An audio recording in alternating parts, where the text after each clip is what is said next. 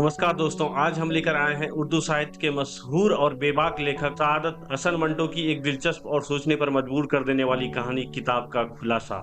सर्दियों में अनवर ममटी पर पतंग उड़ा रहा था। उसका छोटा भांजा उसके साथ था। चूंकि अनवर के वालिद कहीं बाहर गए हुए और वो देर से वापस आने वाले थे, इसीलिए वो पूरी आजादी और बड़ी बेपोई से पतंगबाजी में मशगूल था। पेच ढील का था। अनवर बड़े जोरों से अपनी मांग पाई पतंग को डोर पिला रहा था। इसके भांजे ने, जिसका छोटा सा दिल धक कर रहा था और जिसकी आंखें आसमान पर जमी हुई थी, अनवर से कहा, मामू मामू जान, खींच के पेट काट लीजिए। मगर वो धराधर डोर पिलता रहा। नीचे खुले कोठे पर अनवर की बहन सहेलियों के साथ धूप सेक रही थी। सब कसीदाकारी के मसरूफ थी, साथ साथ बातें भी करती जाती थी। अनवर की बहन समीम अनवर से 2 बरस बड़ी थी, कसीदाकारी और सीने पिराने में काम में माहिर। इसीलिए गली की अक्सर लड़कियां उसके पास आती थी और घंटे बैठ काम सीखती रहती थी। एक हिंदू लड़की जिसका नाम बिमला था बहुत दूर से आती थी। उसका घर करीबन 2 मील पर था, लेकिन वो हर रोज बड़ी बाकायदी से आती और बड़े दिमाग से कसीदा कड़ी के नए नए डिजाइन सीखा करती थी। बिमला के पिता स्कूल मास्टर थे। बिमला अभी छोटी बच्ची ही थी। उसकी माँ का देहांत हो गया। बिमला का पिता लाला हरिचरण चाहता तो बड़ी आसानी से दूसरी शादी कर सकता था, मगर उसको बिमला का ख्याल था। चुनांचे वह रंडवा ही रहा और बड़े प्यार मोहब्बत से अपनी बच्ची को पाल पोस कर बड़ा किया। अब बिमला 16 बरस की थी। सांवले रंग की दुबली पतली लड़की, खामोश खामोश, बहुत कम बातें करने वाली, बड़ी शर्मिली। सुबह 10 बजे आती, अपा समीम को प्रणाम करती और आपा थैला खोल कर काम में मशगूल हो जाती। अनवर 18 बरस का था। उसको तमाम लड़कियों में से सिर्फ 2 सईदा से हल्की सी दिलचस्पी थी, लेकिन ये हल्की सी दिलचस्पी कोई और सूरत इख्तियार नहीं कर सकी थी। इसीलिए उसकी बहन उसको लड़कियों में बैठने की इजाजत नहीं देती थी। अगर वो कभी एक लहजे के लिए उनके पास जा बैठता तो आपा समीम फौरन ही उसको हुक्म देती, अनवर उठो, तुम्हारा यहाँ कोई काम नहीं, और अनवर को इस हुक्म की फौरी तामील करनी पड़ती। बिमला अलबत्ता कभी कभी अनवर को बुलाती थी नॉवेल लेने के लिए। उसने समीम से कहा था, घर में मेरा जी नहीं लगता, पिताजी बाहर शतरंज खेलने चले जाते हैं, मैं अकेली पड़ी रहती हूँ। अनवर भाई से कहिए मुझे नॉवेल दे दिया करे पढ़ने के लिए। पहले तो बिमला समीम के जरिए से नॉवल लेती रही, फिर कुछ अरसे के बाद उसके 12 बराए रास्त अनवर से मांगने शुरू कर दिए। अनवर को बिमला बड़ी अजीब और गरीब लड़की लगती थी, यानी ऐसे जो बड़े गौर से देखने पर दिखाई देती थी। लड़कियों की झुरमुट में तो वो बिल्कुल गायब हो जाती थी। बैठक में जब वो अनवर से नया नॉवेल मांगने आती तो उसको उसका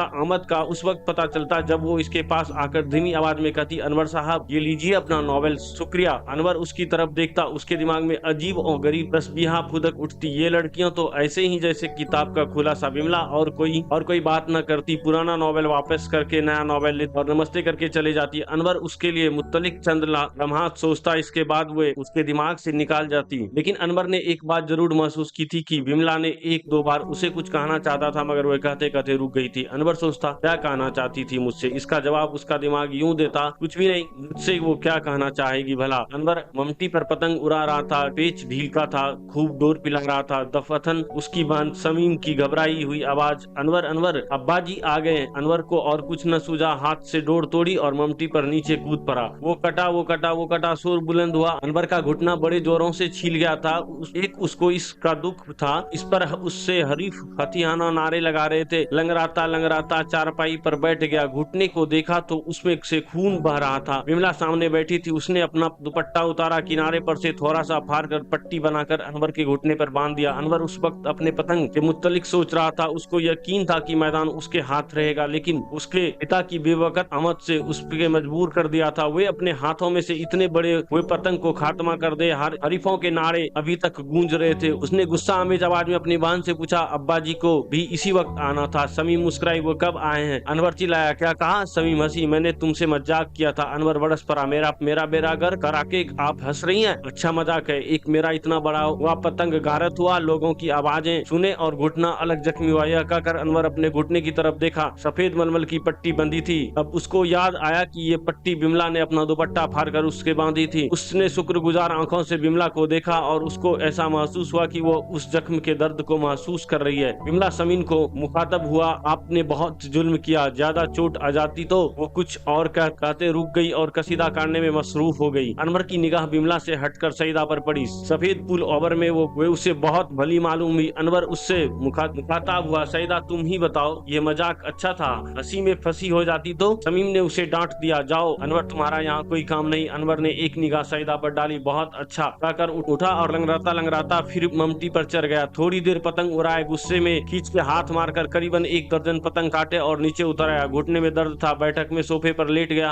और ऊपर कंबल डाल लिया। थोड़ी देर फुतूहात के मुत्तलिक सोचा और सो गया। तकरीबन 1 घंटे बाद उसको आवाज सुनाई दी, जैसे कि कोई बुला रहा हो। उसने आंखें खोली, देखा सामने बिमला खड़ी थी, मुस्कुराई हुई, कुछ सिमटी हुई। अनवर ने लेटे लेटे पूछा, क्या है बिमला? जी मैं आपसे कुछ। बिमला रुक गई। जी मैं आपसे कोई नई किताब दीजिए। अनवर ने कहा, मेरे घुटने में जोरों का दर्द है, वो जो सामने अलमारी है उससे खोलकर जो किताब तुम्हें पसंद हो ले लो। बिमला चंद लम्हात खड़ी रही, फिर चौंकी। जी। अनवर ने उसको गौर से देखा। उस दुपट्टे के पीछे जिसमें से बिमला ने पट्टी फाड़ी थी, बड़ी मरियल किस्म की छातियां धड़क रही थी। अनवर को उस पर तरस आया। उसकी शक्ल और सूरत, उसके खद और खाल की कुछ इस किस्म के थे कि उसको देख के अनवर के दिल में वो दिमाग में हमेशा रहम के जज्बात पैदा होते थे। उसको और तो कुछ न सूझा। ये कहा कि पट्टी बांधने को शुक्रिया। बिमला ने कुछ कहे बगैर अलमारी का रुख लिया और उसे खोल कर किताबें देखने लगी। अनवर को दिमाग में वह तस्वीर फिर फुदकी। ये किताब नहीं, किताब का खुलासा है, बहुत ही रद्दी कागजों पर छपा हुआ। बिमला ने एक बार अनवर को कनखियों से देखा, मगर जब उसे मुतवज्जा पाया तो वह उस तरफ पीट कर ली। कुछ देर किताबें देखी, एक मुंतखब की अलमारी को बंद किया, अनवर के पास आई और मैं ये ले चली हूँ कहकर चली गई। अनवर ने बिमला के बारे में सोचने की कोशिश की, मगर उसको सईदा के सफेद पुल ओवर का ख्याल आता रहा। पुल ओवर पहनने से जिस्म के खत कितने वाजे हो जाते हैं। सईदा का सीना और इस बिमला की मरियल छातियों, जैसे इनका दूध अलग करके सिर्फ पानी रहने दिया हो। सईदा का घुंघरीला बाल। कमबख्त ने अपने माथे के जख्म के निशान को छिपाने का क्या ढंग निकाला है। बलखाती हुई एक लट छोड़ देती है इस पर, और बिमला जाने क्या तकलीफ है उसे। आज भी कुछ कहते कहते रुक गई थी, मगर मुझे क्या कहना चाहती है, शायद उसका अंदाज ये कुछ इस किस्म का है। हमेशा किताब इसी तरह मांगते हैं, जैसे कोई मदद मांग रही हो, कोई सहारा ढूंढ रही हो। सईदा माशाल्लाह आज सफेद पुल ओवर में कयामत ढा रही थी। ये कयामत ढाना क्या बकवास है, कयामत तो हर चीज का खात्मा, और सईदा तो अभी मेरी जिंदगी में शुरू हुई है। बिमला बिमला भाई मेरी समझ में नहीं आई, ये लड़का तो इसको बहुत प्यार करता है, इसी के खातिर उसने दूसरी शादी न की। शायद उनको कोई माली तकलीफ न हो, लेकिन घर तो खास अच्छा था। एक ही पलंग था, लेकिन बड़ा शानदार सोफा सेट भी बुरा नहीं था, और जो खाना मैंने खाया था इसमें कोई बुराई नहीं थी। सईदा का घर तो बहुत ही अमीराना है, बड़ी रईस की लड़की है, इस रियासती की ऐसी तैसी, यही तो बहुत बड़ी मुसीबत है। वरना लेकिन छोड़ो जी, सईदा जवान है, कल ब्याह दी जाएगी। मुझे खुदा मालूम कितने बरस लगेंगे पूरी तालीम हासिल करने में, बीए के बाद विलायत देखें। लेकिन सफेद पुल ओवर खूब था। अनवर के दिमाग में इसी किस्म में मखलूत ख्यालात आते रहे। इसके बाद वो दूसरे कामों में मशगूल हो गया। दूसरे रोज बिमला ने आई, मगर अनवर ने उसकी गैर हाजिरी को कुछ ज्यादा महसूस न किया। बस सिर्फ इतना देखा कि वो लड़कियों के झुरमुट में नहीं है, शायद हो। लेकिन अगले रोज जब बिमला आई तो लड़कियों ने उससे पूछा, बिमला तुम कल क्यों ना आई? बिमला और ज्यादा मुरझाई हुई थी और ज्यादा मुकद्दर हो गई थी, जैसे किसी ने धंधा फेर कर उसको हर तरफ से छौंटा और पतला कर दिया हो। उसका सांवला रंग अजीब किस्म की दर्दनाक जर्दी इख्तियार कर गया था। लड़कियों का सवाल सुनकर उसने अनवर की तरफ देखा, जो गमलों में पानी दे रहा था, और थैला खोलकर चारपाई पर बैठते हुए कहा, कल पिताजी बीमार थे। समीम ने अफसोस जाहिर किया और पूछा, क्या तकलीफ थी उन्हें? बिमला ने अनवर की तरफ देखा, चूंकि वो उसको देख रहा था इसीलिए निगाहें दूसरी तरफ कर ली, और कहा, तकलीफ मालूम नहीं। क्या तकलीफ थी? फिर थैले में हाथ डालकर अपनी चीजें निकाली। मैं तो नहीं समझती। अनवर ने लोटा मुंडेर पर रखा और बिमला के मुखातब हुआ, इस किसी डॉक्टर से मशवरा लिया होता। बिमला ने अनवर को बड़ी तेज निगाहों से देखा। उनका रोग डॉक्टरों की समझ में नहीं आएगा। अनवर को ऐसा महसूस हुआ कि बिमला ने उससे ये कहा कि उनका रोग तुम समझ सकते हो। वो कुछ कहने ही वाला था कि सईदा की आवाज उसके कानों में आई। वो बिमला से कह रही थी, खालू जान के पास जाएं, वो बहुत बड़े डॉक्टर हैं, यूं चुटकियों में सब कुछ बता देंगे। सईदा ने चुटकियों बजाई थी, मगर बजी नहीं थी। अनवर ने उससे कहा, सईदा तुमसे चुटकी कभी नहीं बजेगी, फिजूल कोशिश न किया करो। सईदा शर्मा गई। आज का पुल ओवर से आया था। अनवर ने सोचा, कमबख्त पर हर रंग खिलता है, लेकिन कितने पुल ओवर है इसके पास। हरकत कोई न कोई बुनती ही रहती। स्वेटरों और पुल ओवरों का खपत है। इससे मेरी शादी हो जाए तो मजे आएंगे। पुल ओवर ही पुल ओवर ही पल ओवर। दोस्त यार खूब जले, लेकिन ये बिमला क्यों आज रात डेढ़ सी लगती है। सईदा शर्मा गई थी। ये शर्माना मुझे अच्छा नहीं लगता। चुटकी बजाना सीख ले मुझसे नहीं तो किसी और से, लेकिन बेहतरीन चुटकी बजाने वाला हूँ। ये सब कुछ उसके एक सेकंड में अरसे में सोचा। सईदा ने कोई जवाब न दिया। अनवर ने उससे कहा, देखिए चुटकियों यूं नहीं बजाया करते, और उसके बारे में जोर से चुटकी बजाई। इत्तेफाक उसकी निगाह बिमला पर पड़ी। उसके चेहरे पर मायूसी की मर्दूनी ताड़ी थी। अनवर के दिल में हमदर्दी के जज्बात उभर आए। बिमला तुम पिताजी से कहो कि वो किसी अच्छे डॉक्टर से जरूर मशवरा ले, उनके सिवा तुम्हारा और कौन है। ये सुनकर विमला की आंखों में आंसू आ गए, जोर से दोनों होठें पीछे और इंतहाई जब्त के बावजूद जार और कतार रोती बरसाती की तरफ दौड़ गई। सारी लड़कियों काम छोड़कर उसकी तरफ भागी। अनवर ने बरसाती में जाना मुनासिब न समझा और नीचे बैठक में चला गया। विमला के बारे में उसने सोचने की कोशिश की, मगर इसके दिमाग में उस राबड़ी न वो विमला के दुख दर्द को सही तजिया न कर सका। वो सिर्फ इतना सोच सका कि उसको सिर्फ इस बात का गम है कि उसकी माँ जिंदा नहीं। शाम को अनवर ने अपनी बहन से विमला के बारे में पूछा तो उसने कहा, मालूम नहीं क्या दुख है बेचारी को, अपने बाप का बार बार जिक्र करती थी कि उनको जाने क्या रोग है। बस शायद पास खड़ी थी, स्याह पुल ओवर पहने, उसकी जीती जागती छातियों अबनूसी गोलियों की सूरत में से सफेद ननोन के दुपट्टे के पीछे बड़ा दिलकश तजाज पैदा कर रही थी। ऐसा लगा था जैसे साया बटों पर ऊन की चमक छुपाने के लिए किसी मकड़ी में महीन सा जला बुन दिया है। अनवर विमला को भूल गया और सैदा से बातें करने लगे। सैदा ने उससे कोई दिलचस्पी न ली और आपा समीम को सलाम करके चली गई। अनवर बैठक में कॉलेज का काम करने बैठा तो उसे विमला का ख्याल आया। कैसी लड़की है, कुछ समझ में नहीं आता। मेरे पट्टी बांधी, अपना दुपट्टा फाड़ कर आज मैंने कहा, पिताजी के सिवा तुम्हारा कौन है, तो इसलिए जारो कतार रोना शुरू कर दिया। और जब मैं गमले में पानी दे रहा था तो विमला की इस बात से इनका रोग डॉक्टरों की समझ में नहीं आएगा। उसने क्यों यह महसूस किया था कि विमला ने इसके बजाय उससे ये कहा कि उनका रोग तुम समझ नहीं सकते हो। लेकिन मैं कैसे समझ सकता हूँ, क्या समझ सकता हूँ, वो मुझे ठीक तौर पर समझती क्यों नहीं। यानी अगर वो कुछ समझना ही चाहती तो मेरे समझ में तो कुछ भी नहीं आता। जब उसने मेरी तरफ देखा तो उसकी निगाहें में इतनी तेजी क्यों थी। अब ख्याल करता हूँ तो महसूस होता है जैसे वो मेरी जहानत और फिरासत पर लानत भेज रही थी। लेकिन क्यों, हटाओ जी। शायद हाँ, वो स्याह पुल ओवर सफेद नैनों का हवाई दुपट्टा, और लेकिन मुझे ऐसा नहीं सोचना चाहिए। जाने किसका माल अगले रोज विमला न आई, किसका माल है। खैर कुछ भी हो, खूबसूरत लड़की है, मगर इस पर खूबसूरती तो नहीं होगी। अगले रोज विमला न आई। अनवर के घर में सब मुतफिकीर थे, दुआएं करते थे कि खुदा उसके पिता को उसके सर पर सलामत रखे। समीम को विमला बेहद पसंद थी, इसीलिए वो खामोशी पसंद और जहीन थी। बारीक से बारीक बात फौरन समझ आ जाती थी। चुनांचे वो सारा दिन वक्फों में के बाद उसको याद करती रही। अनवर की माँ ने तो अनवर से कहा कि